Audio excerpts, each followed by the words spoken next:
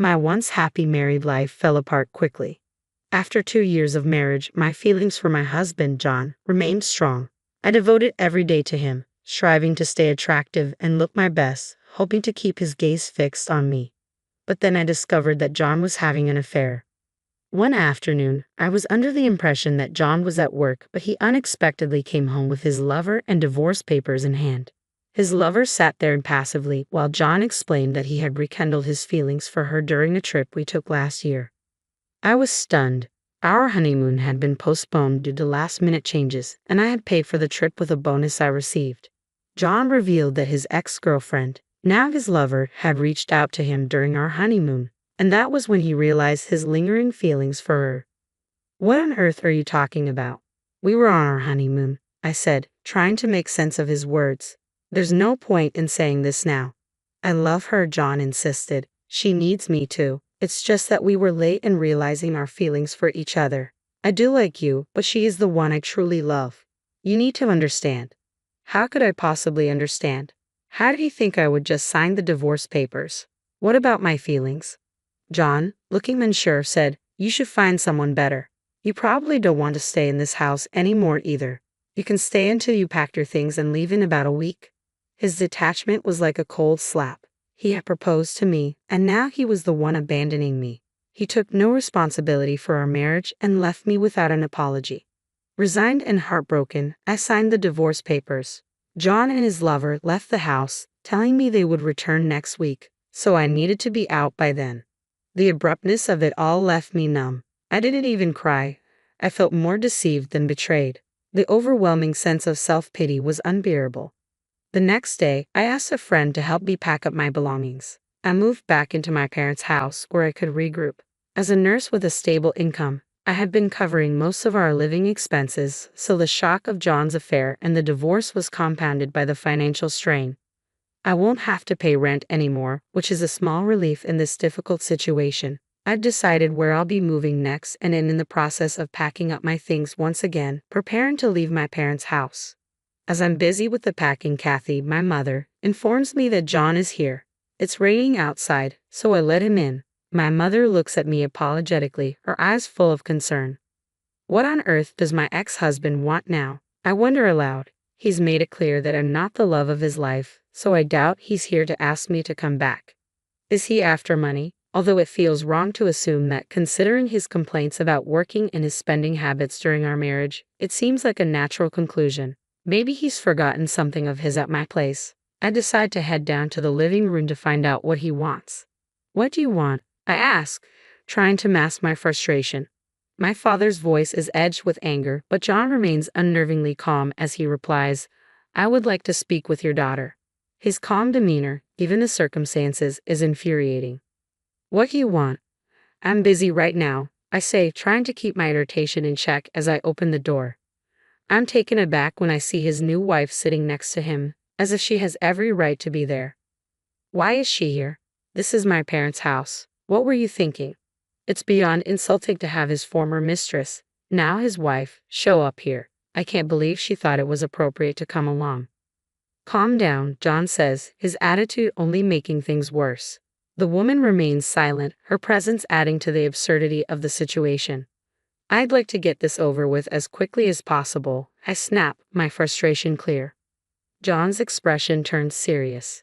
"This is important. We haven't discussed the division of property yet. I'm here to claim my share of the money." Just as I suspected. John seems oddly eager. "Yes, that's right. Of course. I knew he would show up eventually, so I was prepared." I took out my purse and handed John 30 cents. "Here, this is your share," I said, placing the 3 dimes in his hand. John and his new wife stared at the coins in disbelief. "What is this?" John demanded, flinging the coins to the floor. His new wife chimed in, her voice dripping with disdain. "Are you kidding me?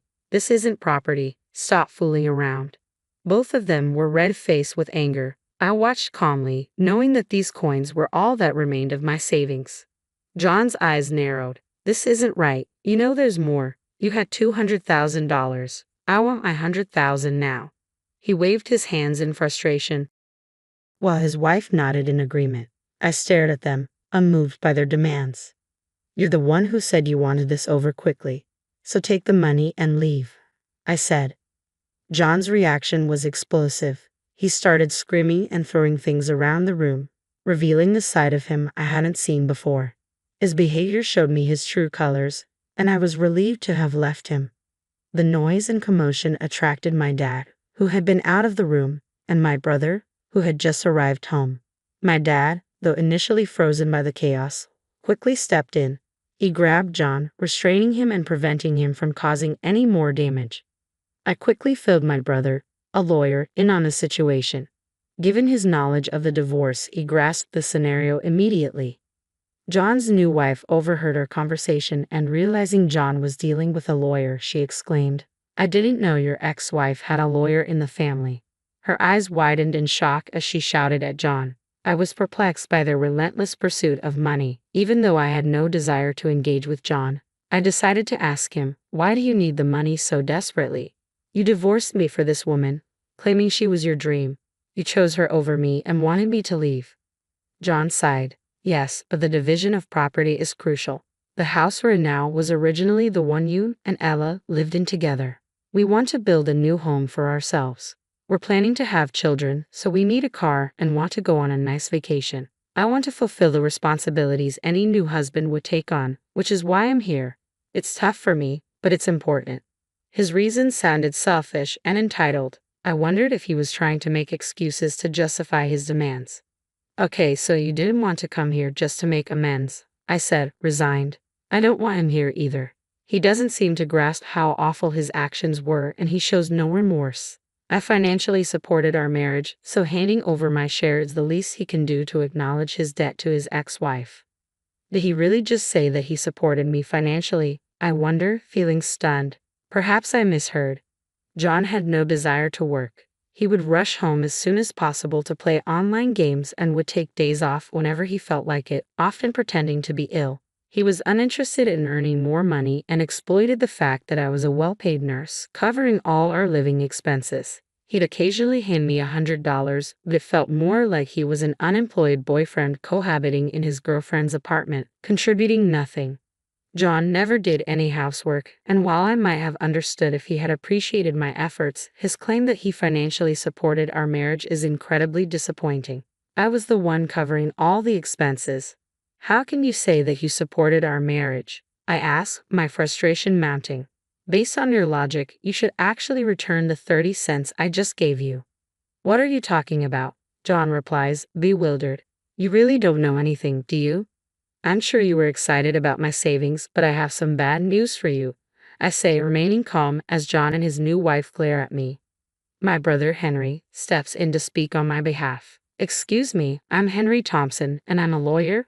Please allow me to explain on behalf of my sister."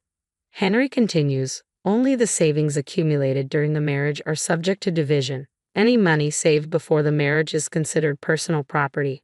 My sister saved the $200,000 before the marriage, so it remains her separate property and cannot be divided between you two."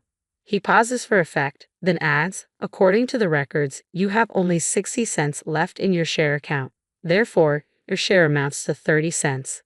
Complaining about this amount is pointless."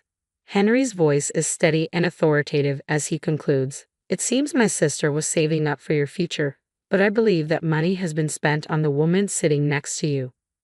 John and his wife are stunned by Henry's calm explanation. Trying to regain control, John protests, "What you said was Catherine's brother. But now, let me speak as her attorney." Henry nods, and John continues, "My client is requesting compensation." "Why haven't you made the full payment?" I ask, frustrated. I have requested compensation, but John had only made a partial payment. I needed to understand why the remainder had not been settled. That's why I officially asked my brother to intervene. Although my actual lawyer is his colleague, we hadn't anticipated John's sudden appearance today. "So, Henry is representing me in this matter." With a steely gaze, Henry addresses John and his wife, who fall silent under his scrutiny. "You're asking for a share even though you were the one who had the affair and caused the divorce. It doesn't make sense for you to claim any amount. It appears you've been spending the money my sister saved for both of you. My sister's request is that you return the full amount you owe her, in addition to the compensation." John's wife protests, "That's impossible." She tries to calm him down as he stands up and kicks the table, visibly enraged. We can't continue this. Let's stop. Henry remains unyielding, mentioning the possibility of going to court. At this point, John seems to give up and begins to speak honestly. After the divorce, I was fired from my job, John confesses. My wife is unemployed too, and we've been borrowing money to get by. We've accumulated so much debt that we can't afford the compensation. When we were desperate for a solution, we thought about your savings, hoping you might give us half if we brought up property division. I am stunned into silence when John and his wife suddenly change their attitude and beg for my help. My brother shakes his head subtly, signaling that I shouldn't listen to them. I feel no sympathy for their pleas and firmly tell them they still owe me the compensation and the savings. I then ask my brother and father to see them out. The past few hours have felt like a whirlwind. My mother returns to the room with a sigh of relief and starts tidying up while my father, fuming with anger, helps her. My brother places a comforting hand on my back. You did nothing wrong, he says reassuringly. You should feel confident about today and the divorce. He insists we need to ensure they pay the compensation and immediately calls his colleague for assistance. All of us at the law firm are on your side, he assures me. Exhausted, I lean into my mother's hug. You did great today, she says. Let's all go out for steak tonight to lift our spirits. I gratefully collapse into her embrace. My dad and brother agree to the dinner, and we enjoy a wonderful meal together that night. Later, with the help of my brother, his colleague, and the law firm, the compensation and savings are successfully recovered. John and his wife struggle to find stable jobs and end up working multiple part-time positions. It's clear they won't be buying a house, a car, or going on vacation anytime soon. They seem to have gained a newfound appreciation for me. When we cross paths on the street, they greet me politely, and I feel a sense of relief seeing that they've made at least a small improvement in their lives. As for me, I am now in a steady relationship with the attorney who handled my case. Henry is thrilled, saying this man is perfect for me. 1 year after the divorce, I plan to introduce my new boyfriend to my parents, confident they will be happy for me. Reflecting on the past, I realize that while I didn't fully understand my ex-husband's claim about the love of his life, I now feel that maybe this new man truly is the love of my life.